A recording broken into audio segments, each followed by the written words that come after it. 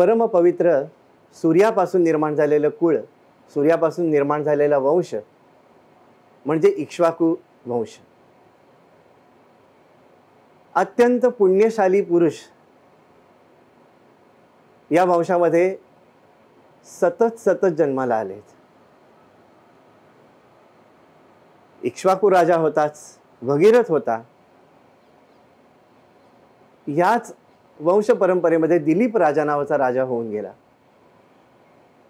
म्हणजे एखाद्या कुळामध्ये परमेश्वरांनी अवतार घ्यायचा ठरवल्यानंतर अनेक पिढ्यांकडनं पुण्य घडल्यानंतर पुराण पुरुष त्यांच्या पोटी जन्माला येतो. या दिलीप राजाची कथा जी रामायणाच्या उत्तरकांडामध्ये येते. कामधेनूचा हा अतिशय भक्त होता आणि तिची सेवा मनोभावे तो करीत असे. एकदा कामधेनूनी त्याची परीक्षा बघायचं ठरवलं आणि जंगलातनं जात असताना कामधेनूला एका सिंहाने पकडलं आणि तो तिला मारणार. तेव्हा हा दिलीप राजामध्ये पडला. त्यांनी त्या सिंहाचे पाय धरले आणि म्हणाला की बाबा माझ्या गोमातेला सोड, पण मला घेऊन जा वाटल्यास. तेव्हा स्वतःसाठी, आपल्यासाठी स्वतःच्या देहावर सुद्धा हा उदार झालाय असं म्हटल्यानंतर ती कामधेनू प्रसन्न झाली आणि म्हणाली की दिलीप राजा, तू तुझ्या कुळाचा उद्धार केलास. मी तुमच्या कुळावर अखंड प्रसन्न आहे. या दिलीप राजाचा पुत्र, त्याचा पुत्र असं होता होता रघु राजा हा तिथे जन्माला आला. इक्ष्वाकू वंशामध्ये, सूर्यवंशामध्ये. रघुराजाची कथा तर अतिशय सुंदर आहे बघा. एकदा एका पर्वकाळी रघुराजा आपल्या 300 राण्यांसहित गंगा स्नानाला गेलेला होता आणि गंगा स्नान यथाविधी करून सगळी धर्मकृत्य पार पाडून रघुराजा आपल्या राण्यांसहित आपल्या वाड्यामध्ये शिरत असताना, राजवाड्यामध्ये शिरत असताना त्यांच्या पाठोपाठ एक वृद्ध ब्राह्मण सुद्धा तिकडे आला आणि रघुराजांनी त्याच्या दरबारामध्ये साधू, संन्यासी, ब्राह्मण, विद्वान यांना मज्जा नसायचा. कोणी जाऊ शकत होतं. राजाचं खरं म्हणजे आजच्या राज्यकर्त्यांनी सुद्धा हे शिकण्यासारखं आहे की समाजातल्या तळागाळाशी त्यांचा संपर्क असायला पाहिजे. हे रामायण आपल्याला शिकवतं बघा. या छोट्या गोष्टीतनं अनेक पैलू निघतात. त्याप्रमाणे तो वृद्ध दरिद्री ब्राह्मण सुद्धा रघुराजाच्या त्या लवाजम्यासहित त्याच्या पाठोपाठ त्याच्या राजवाड्यात शिरला. रघुराजाने त्याची यथाविधी पूजा केली आणि म्हणाला की भूदेव, इकडे येण्याचं काय कारण तुमचं? तर तो ब्राह्मण म्हणाला की महाराज, माझं वय खूप झालेलं आहे, पण मला हवी तशी बायको मला अजून मिळालेली नाही, म्हणून त्या बायकोच्या शोधात मी सगळीकडे फिरतोय. मग म्हणाले मी काय सेवा करू शकीन तुमची? काय करू सेवा? तर म्हणाले की राजा, तुझ्या 300 राण्या आहेत, त्या एकापेक्षा एक सुंदर आहेत, त्याच्यातली एखादी मला मिळेल का? वास्तविक किती अपमानकारक प्रश्न आहे बघा. पण जो राज्य करतो तो वडिलांच्या मायेने त्यांनी सगळं प्रजेचं ऐकायचं असतं हे रघुराजाला माहिती होतं. तो त्या व्रताला जागत होता. तो म्हणाला ह्या 300 पैकी कोणती आपल्याला आवडते ते सांगा, मी अर्पण करायला तयार आहे. निर्लोभीपणाचं प्रतीक आहे ते. ब्राह्मणांनी त्या सगळ्या राण्यांकडे बघितलं आणि म्हणाले एकच आवडते म्हणून कसं सांगू म्हणाला, कारण सगळ्या एकीपेक्षा एक सुंदर आहेत. रघुराजा म्हणाला तसं जर असेल तर मी सगळ्याच तुम्हाला अर्पण करतो. बघा, हा इतकी अलिप्तता, इतकी निर्मोहता असेल आणि इतकी प्रजावत्सलता असेल तरच परमेश्वर संतुष्ट होतो.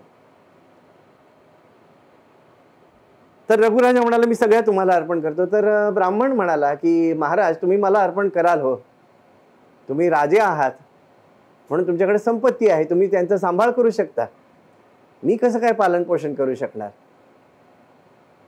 तर म्हणाले असं आहे, ठीक आहे. स्वतःच्या मस्तकावरचा मुकुट काढला आणि आजपासून या अयोध्येचे राजे तुम्ही आहात. मी राज्य तुम्हाला अर्पण केलेलं आहे, स्त्री सहित सगळं तुम्हाला अर्पण केलेलं आहे.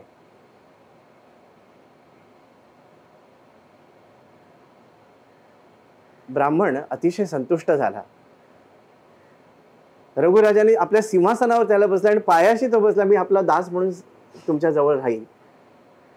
अतिशय संतुष्ट झाला ब्राह्मण आणि त्याने स्वतःचं रूप प्रकट केलं. ते साक्षात महादेव प्रकट झाले तिकडे. म्हणजे राजा, अरे तू किती अलिप्त आहेस, किती ज्ञानी आहेस, किती विरक्त आहेस. ती परीक्षा बघण्यासाठीच मी आलो होतो. तुला काय पाहिजे तो वर माग. तुझ्या या असंगतेला मी अतिशय संतुष्ट झालोय म्हणाले. त्यावेळेस रघुराजांनी सांगितलं की देवा, आपण प्रसन्न झालात, अजून मला काय पाहिजे. पण मी एवढंच मागतो की माझ्या वंशामध्ये परमेश्वराचा अवतार व्हावा आणि त्याला माझ्या नावाने ओळखलं जावं.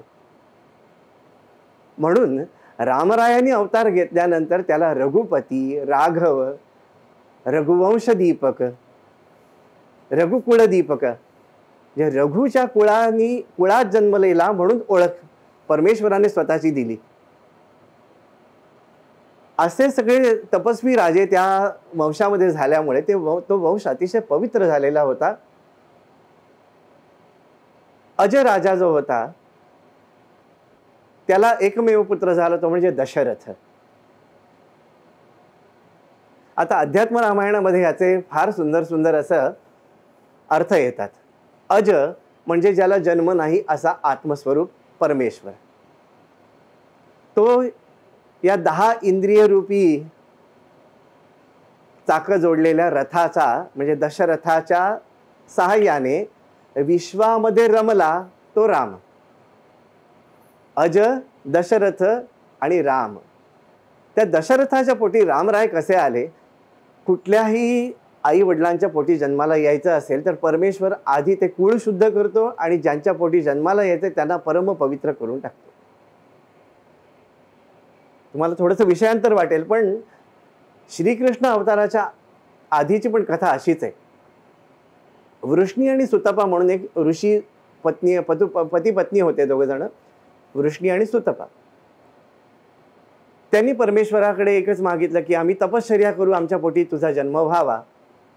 तेव्हा नारदांनी त्यांना ओम नमो भगवते वासुदेवाय या मंत्राचा 21 कोटी जप करा, म्हणजे परमेश्वर तुमच्या पोटी जन्माला येईल असं वरदान दिलं. त्या जन्मात त्यांनी अनुष्ठान सुरू केलं. जप पूर्ण झाला नाही, मृत्यू आला. पण गीतेत भगवंत ज्याप्रमाणे म्हणतात, शुचिनाम श्रीमताम गेहे योगभ्रष्टो विजायते. म्हणजे तुमची साधना एका जन्मात अपूर्ण राहिली तर मी पुढे अशा कुळात तुम्हाला जन्माला घालीन की ज्याच्यात तुमची साधना पूर्ण होईल. त्याप्रमाणे कश्यप आणि आदिती या रूपाने ते दोघ जण जन्माला आले. त्याही जन्मात त्यांनी त्या मंत्राचा जप सुरू केला. तेव्हा सुद्धा 1 कोटी जप राहिला. पुन्हा अवतार संपवला त्यांनी दोघांनी आणि मग पुढे वसुदेव आणि देवकी या रूपाने जन्माला आले. पण 1 कोटी जप करण्यासाठी फुरसत मिळणार नाही राज्य दिलं तर, म्हणून त्यांना कारागृहात ठेवलं की त्यांना कुठल्या सगळ्या जगापासून तोडून टाकलं. देवाची लीला ही अशी असते. इतके शुद्ध झाल्यानंतर श्रीकृष्ण परमात्मा त्यांच्या पोटी जन्माला. तसंच रामाच्या बाबतीत आहे. प्रत्येक अवतारात देवानी हे केलेलं आहे. दशरथ स्वतः अतिशय पवित्र होता. कौसल्यादी 3 राण्या अत्यंत पवित्र होत्या. सत्वरज तमाच्या त्या 3 मूर्ती होत्या. पण त्यांच्याकडूनही तपश्चर्या घडली पाहिजे, व्रतस्थपणा घडला पाहिजे, त्याच्यानंतरच आपण अवतार घ्यायचा हे परमेश्वराने ठरवलं असल्यामुळे लग्न होऊन बरीच वर्ष झाली तरी सुद्धा त्यांना पुत्रसंतती काही नव्हती. तेव्हा वसिष्ठादी मुनींनी सांगितलं की राजा, तू अश्वमेध यज्ञ कर आणि त्याच्याबरोबर एक इष्टी सुद्धा कर. पुत्र काम इष्टी. आता ह्याच्यात पण गंमत बघा कशी आहे की यज्ञ हा सगळ्यांच्या कल्याणासाठी करायचा असतो आणि इष्टी ही स्वतःच्या मागणीसाठी करायची असते. म्हणून अश्वमेध यज्ञाबरोबर पुत्र कामेष्टी यज्ञ सुद्धा दशरथाने केलेला होता. त्या अश्वमेध यज्ञाचं अध्वर्यू ऋष्यशृंगांना केलेलं होतं. आणि यज्ञ अत्यंत वैभवाने संपन्न झालेला होता. पूर्णाहुतीच्या वेळेला साक्षात अग्निनारायण प्रकट झाले यज्ञामधनं आणि त्यांनी पायसाने भरलेलं जे पात्र, सुवर्ण पात्र, ते दशरथाच्या हातात दिलं आणि म्हणाले, दशरथा घे हे पायसदान, दशरथा घे हे पायसदान. दशरथा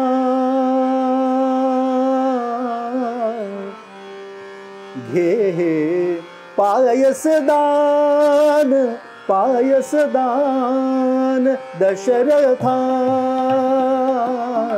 घे हे पायसदान, पायसदान. तुझ्या यज्ञिनी प्रगट झालो, तुझ्या यज्ञिनी प्रगट झालो, हा माझा सन्मान.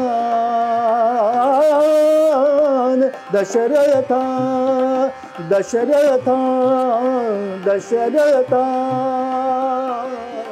घे हे पायसदान, पायसदान.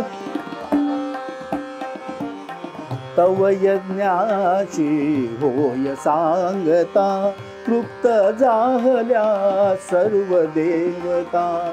तव यज्ञाची होय सांगता, तृप्त झाल्या सर्व देवता. प्रसन्न झाले नृपा तुझ्यावर, प्रसन्न झाले नृपा तुझ्यावर. श्री विष्णू भगवान. दशरथा, दशरथा घे हे पायसदान, पायसदान. दशरथा